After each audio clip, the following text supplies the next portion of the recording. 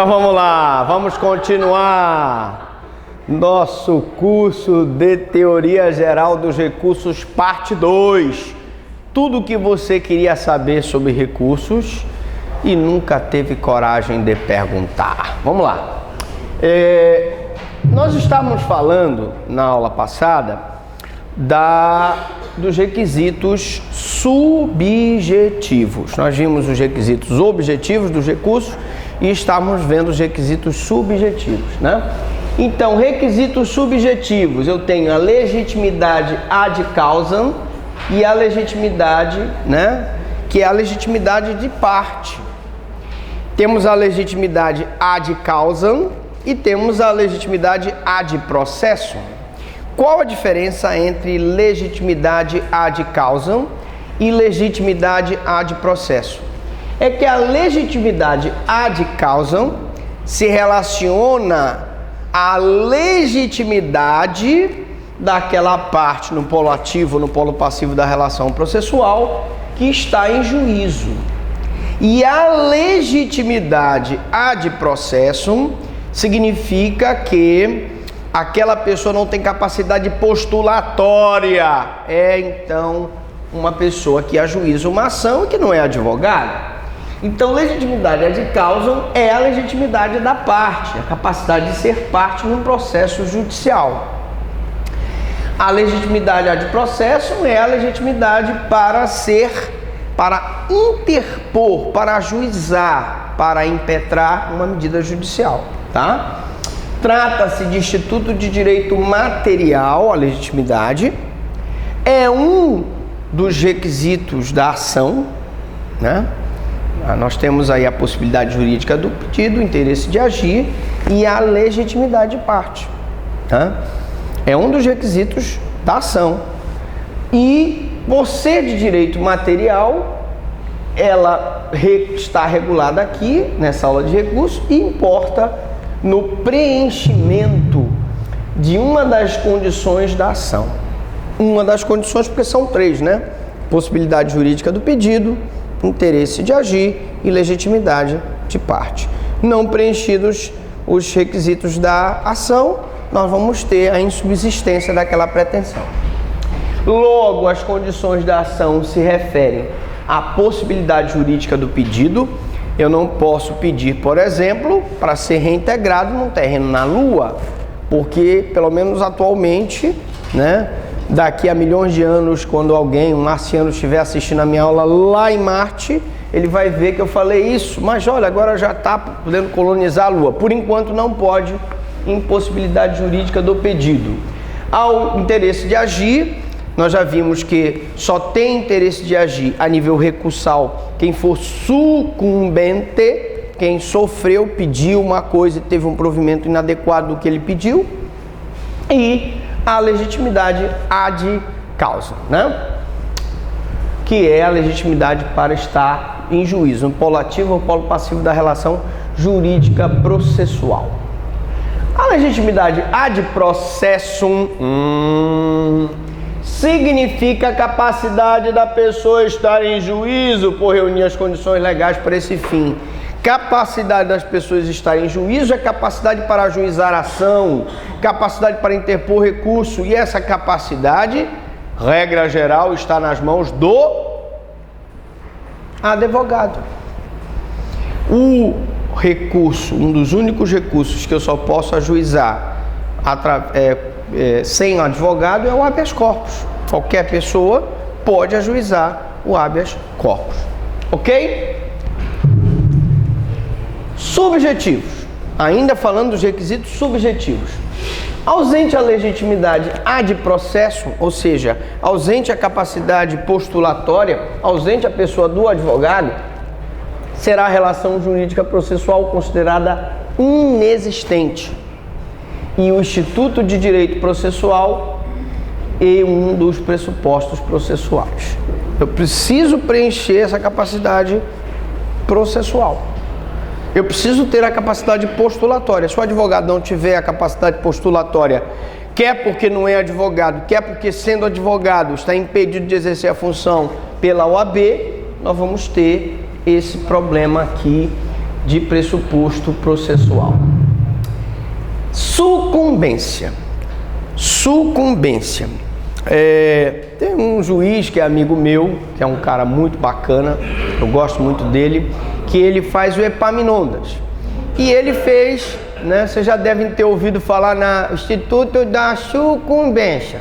Sucumbência, vou explicar para vocês o que é sucumbência. E ele explica que o sucumbência é aquela situação que o pai chega pro filho, né? Diz assim, meu filho, papai, olha, eu quero sair, hoje tem uma festa lá no Treme Terra, lá no Tremendão, lá na Florentina. E aí disse, olha, meu filho, você vai sair, tá? Mas você não volta muito tarde. E o menino volta às 3 horas da manhã, né? Aí o menino chega com aquela cara de tacho na frente, né? E o pai esperando na porta, aborrecido, com o olho esbugalhado de sono. Aí ele disse, pensa papai, aí o pai, pá, dá um soco na cara dele. Então esse é o Instituto da Sucumbência. Sucumbência. Mas não é isso não, gente, pelo amor de Deus. Sucumbência não é não.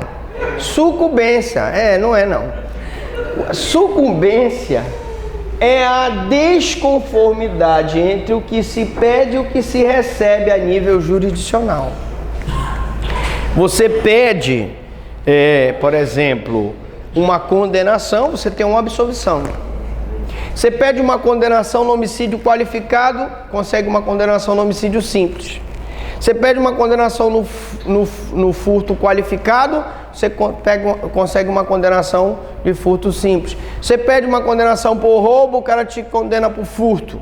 Qualquer desajuste da tua pretensão, faltou uma causa de aumento, faltou uma causa de diminuição, faltou uma agravante, faltou uma atenuante, as circunstâncias judiciais do teu cliente foram mal avaliadas pelo juiz, você vai ter o sucumbência. Sucumbência. É porque o caboclo do interior fala sucumbência, né? O sucumbência, o cara dá o suco e dá na hora da benção, né? Mas não é isso não. Sucumbência é a desconformidade entre o que se pede e o que se recebe a nível jurisdicional, né? Como o recurso é o meio que tem por finalidade restaurar o interesse, né?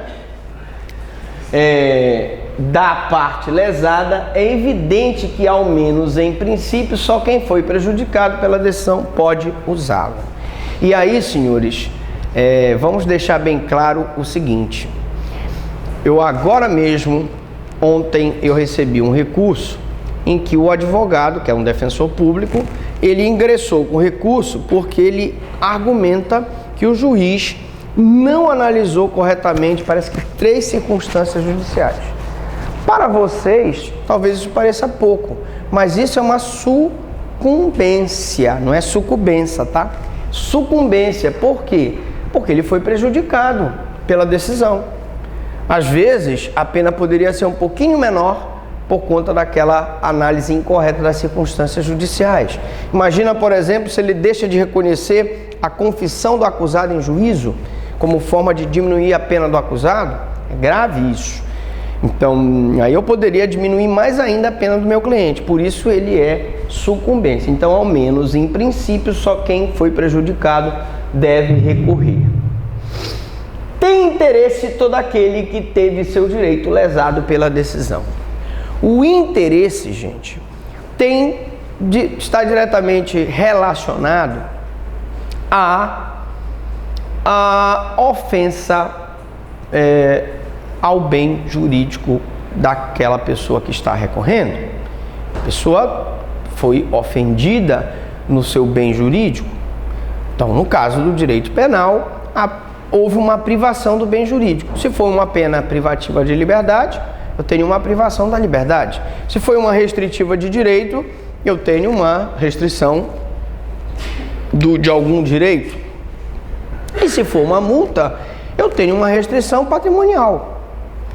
Qualquer uma das hipóteses vai gerar um interesse, tá? Mas não tem interesse na causa aquele que não foi nem direta nem indiretamente atingido pelaquela decisão, né? Quando nós falamos, por exemplo, em processo civil de embargo de terceiro, a gente está falando de um terceiro que não fez parte da lide, mas que teve coagido, né, constrito, né, penhorado, sequestrado, arrestado o seu bem. O seu bem. Então, é importantíssimo que eu tenha essa noção de que só tem interesse aquele que teve uma lesão efetiva, um dano efetivo, potencial ao seu bem. O embargo de terceiro é um exemplo em que ele não participou da relação, mas teve o bem prejudicado. Essa pessoa aqui, para que ela tenha interesse, ela tem que ter participado da relação ou mesmo não tendo participado de alguma forma, aquela decisão lhe é ou não é favorável. Classificação. Vamos lá. Agora que eu queria conversar com vocês sobre esse recurso que nós tanto debatemos na primeira aula, que é o recurso de ofício, né? A classificação, gente, dos recursos, eles se classificam em recursos obrigatórios e recursos voluntários, tá? Então eu vou explicar aqui o que é um recurso obrigatório e depois vou fazer uma colocação sobre essa questão da obrigatoriedade ou não do recurso. Primeiro, recurso obrigatório ou de ofício é o recurso que é interposto pelo próprio juiz quando concede habeas corpus ou quando absolve sumariamente o acusado. Por essa disposição legal, toda vez que o juiz concedesse habeas corpus a uma pessoa que estava presa e que por estar com aquela privação na sua liberdade, tá? Com aquela privação no seu direito de ir e vir, foi concedido um habeas corpus. Ou aquela pessoa que foi absolvida sumariamente, porque praticou um fato albergado por uma legítima defesa, por um estado de necessidade, por um estrito cumprimento do dever legal e por um exercício regular do direito. Beleza pura? Ora, prestem muita atenção. Nessas duas situações aqui, existe uma previsão expressa de lei, ou pelo menos existia uma previsão expressa de lei, que houvesse o recurso do próprio juiz no caso de habeas corpus e a absolvição sumária. Também existia disposição expressa de lei que dizia o seguinte: o juiz absolverá desde logo o réu quando se convencer da inexistência de circunstância que exclua o crime ou isente de pena, o réu recorrendo de ofício de sua decisão. Se o juiz verifica que o acusado praticou o fato em legítima defesa, estado de necessidade, estrito cumprimento do dever legal, exercício regular do direito, ele tem obrigação de absolver o réu sumariamente. Também se há uma exclusão de culpabilidade. O cidadão agiu sob coação moral irresistível, né? O cara meteu o berro na cabeça do caseiro e disse: olha, se você não trouxer a joia do teu patrão, vou mandar matar a tua filha. E ele vai lá e subtrai a joia do patrão. Coação moral irresistível. Também seria uma absolvição sumária. E dessa decisão, ele teria que recorrer. Outros casos em que o juiz teria que recorrer de ofício: sentenças absolutórias referentes aos crimes contra a economia popular, um caso em que o cidadão ele aumenta muito o preço dos produtos, né? Que mais? Poderíamos citar viola tabelamento, né? Ou saúde pública, crimes referentes à incorporação imobiliária. É aquele cidadão que nós vimos na aula de processo civil, a questão da ação demarcatória e da ação divisória. Aquela pessoa que, mediante violência ou grave ameaça, impede a demarcação, impede a questão da divisão em incorporação imobiliária, é uma conduta criminosa. E dessas decisões aqui, caberia recurso de ofício. Como também caberia recurso de ofício do indeferimento liminar da revisão pelo relator. O cara matou uma pessoa, pelo menos está sendo acusado de matar uma pessoa, não se acha o corpo, ele vai preso. Anos depois aparece a pessoa viva. Ele entra com uma revisão criminal e o relator indefere liminarmente a revisão.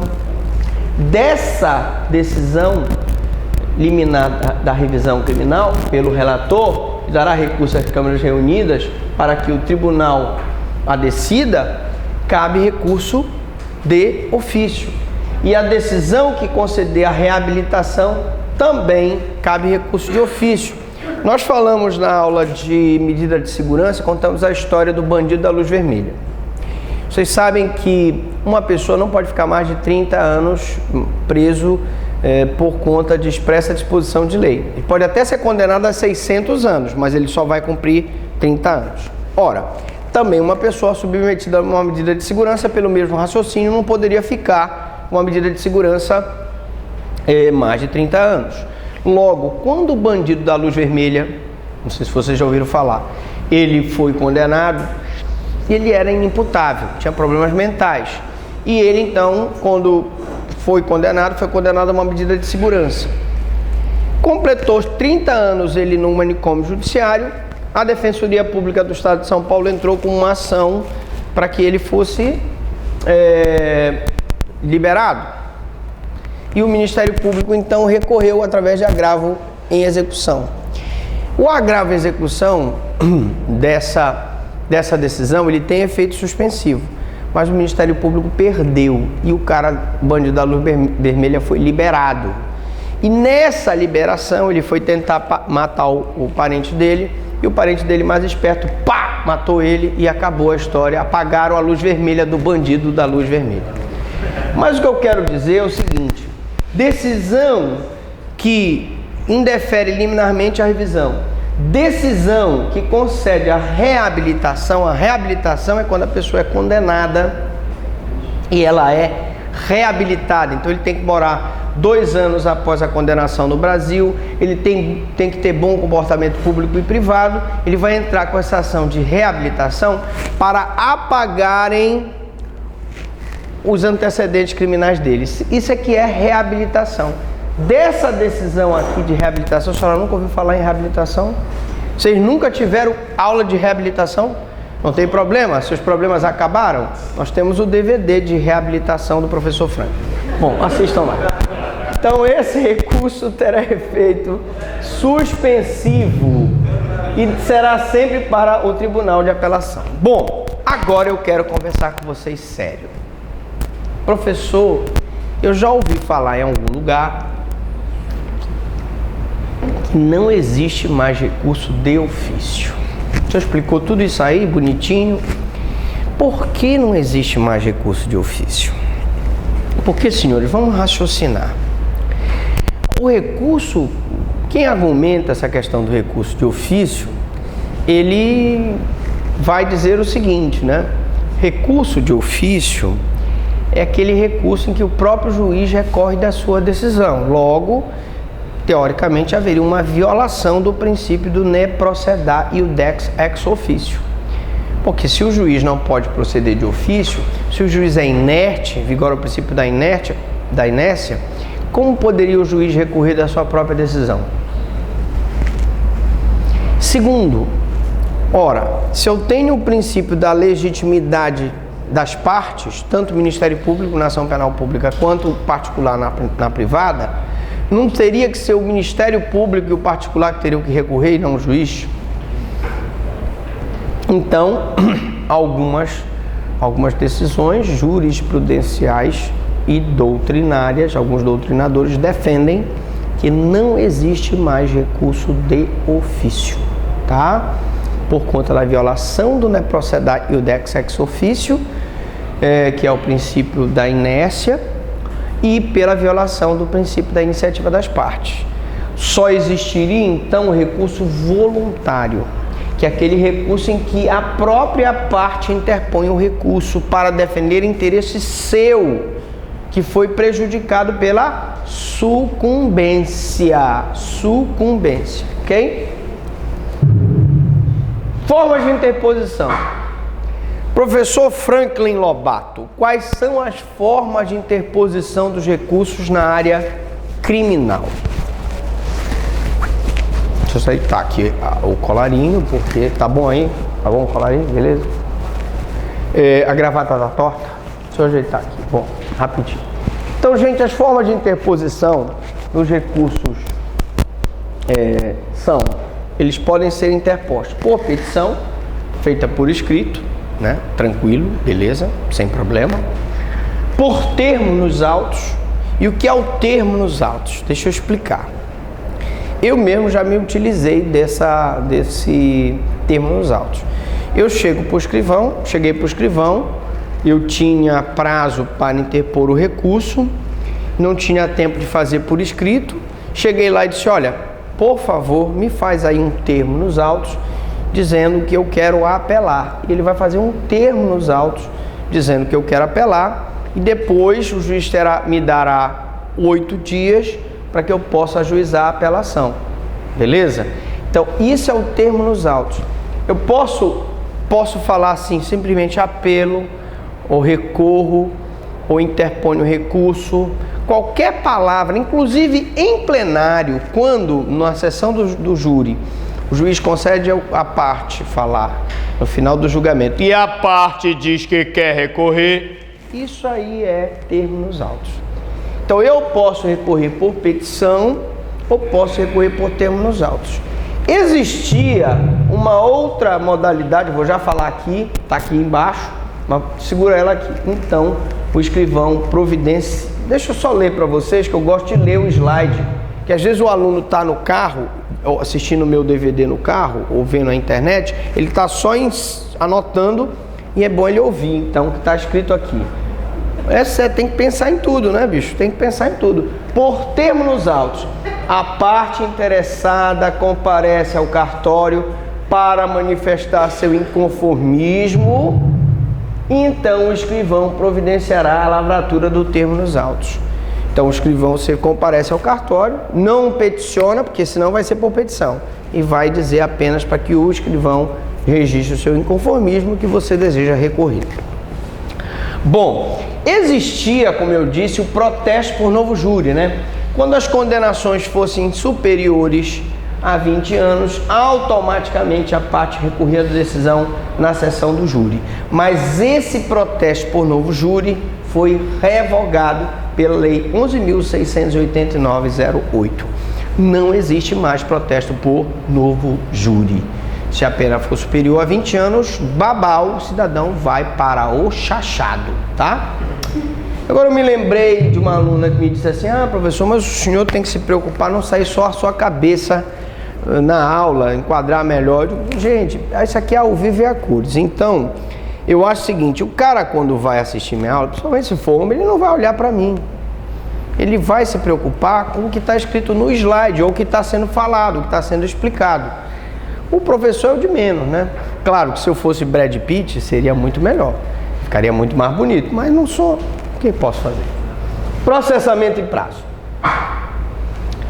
Recurso será interposto, gente, por petição ou por termo nos autos. Ou você faz por escrito, ou você faz por termo nos autos. Tá? Assinado pelo recorrente ou por seu representante legal. Então, eu já expliquei, não custa nada a gente dar mais uma guaribada aqui, ó. Eu tenho a petição do recurso, gente, é encaminhada aqui, excelentíssimo, excelentíssima, sei lá, como vocês quiserem, para o juiz de primeiro grau. O juiz de primeiro grau vai fazer aqui, eu tenho a parte, a qualificação, o recurso, né, que eu vou recorrer. Eu tenho a parte B, com a sua qualificação, e aqui, analisados os pressupostos de admissibilidade, remeta os seus autos para o Tribunal de Justiça, nesses termos, pede o deferimento. E aqui embaixo, vou botar excelentíssimo, excelentíssima, desembargador, né? Aqui nessa petição, colhendo a Câmara, né? Douto procurador, o Ministério Público vê inconformado permissamente com a decisão de folhas tais, interpor recurso de apelação por isso, e aqui ficam os argumentos. O juízo de prelibação será feito no primeiro grau e será feito no segundo grau. O juízo de mérito será feito, o mérito, que são os argumentos, será feito no segundo grau, em regra. Tá? Em regra. Bom, o juízo de segundo grau será feito no tribunal em regra. Então, você vai interpor recurso por termos nos autos, assinado pelo recorrente ou por seu representante. Há casos, porém, que a petição é instrumento privativo ou único do recurso, como no recurso extraordinário e na ação de habeas corpus. No recurso extraordinário, não muito, porque geralmente, se você pegar um modelo de recurso extraordinário, você vai ver a petição encaminhada para o juiz de primeiro grau, que é o juízo ACO, e vai ver uma petição encaminhada para o presidente do Supremo Tribunal Federal, que é o juízo ad quem. Agora, o habeas corpus, sim, gente. O habeas corpus, o mandado de segurança, a revisão criminal, que são ações, aí sim, geralmente será uma petição única, tá? E a petição de interposição de recurso, com o despacho do juiz, será até o dia seguinte ao último do prazo, entregue ao escrivão, que certificará no termo ajuntado na data da entrega. Claro que você tem que entregar essa petição antes de passar o prazo da interposição do recurso, porque se você entrar depois, o recurso é intempestivo. Você vai ter aquele problema. Lógico, você sempre poderá argumentar: mas se trata de proteção do status libertate e por isso não se considera tanto a questão do prazo recursal. Ora, pode ser, mas o certo é você interpor dentro do prazo. O escrivão deve executar os atos determinados em lei em 2 dias. Dificilmente ele o faz, mas é 2 dias que ele tem, sob pena de multa ou suspensão. Lógico que ontem mesmo eu vi o juiz conversando com uma funcionária responsável pela central de mandados e reclamando de um oficial de justiça. Qualquer oficial de justiça, qualquer escrivão que não cumpra os prazos, que se atrase na entrega dos processos, poderá sofrer um processo disciplinar assegurado contraditório em ampla defesa, em que ele poderá ser multado ou suspenso, né? Se o réu não sabe assinar, como é que se faz? Bom, professor, o réu não sabe assinar. E aí? Vou entrar com HC, o cara não sabe assinar. Bom, se ele não souber ou não puder assinar o nome, o termo será assinado por alguém a seu rogo na presença de 2 testemunhas. Então é aquilo que vocês fazem quando vocês recebem a prova. Vocês recebem a prova a rogo e colocam a rogo. E as outras pessoas que assinaram lá estão vendo que você está assinando. Aqui não, 2 testemunhas vão receber, vão presenciar aquele fato e aquela pessoa vai assinar a rogo. Geralmente isso aqui é muito pouco aplicado, porque é uma só hipótese que eu tenho em que a própria parte pode recorrer sem a presença do advogado. Nas outras situações, o próprio advogado é que vai funcionar nesse recurso. O recurso seja interposto por petição ou por termo, né? Se o recurso for interposto por petição escrita. Por termo, você vai no escrivão e faz, então, o registro do seu inconformismo. A lei exige que o recurso seja interposto por petição ou por termo nos autos, para que fique de maneira inequívoca assegurado o direito que tem a parte de recorrer. Tá? Então, não existe ainda o recurso oral, ou mesmo que seja oral, ele será reduzido sempre para termo. Recebimento do recurso sem as formalidades.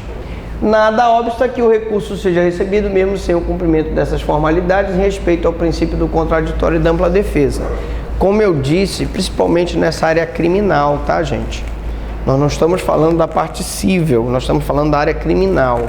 Como se trata de direito de proteção do status libertatis, que é um direito indisponível, os tribunais têm entendido que o não recebimento do recurso, mesmo que intempestivo, geraria nulidade absoluta, porque estaria cerceando o contraditório em ampla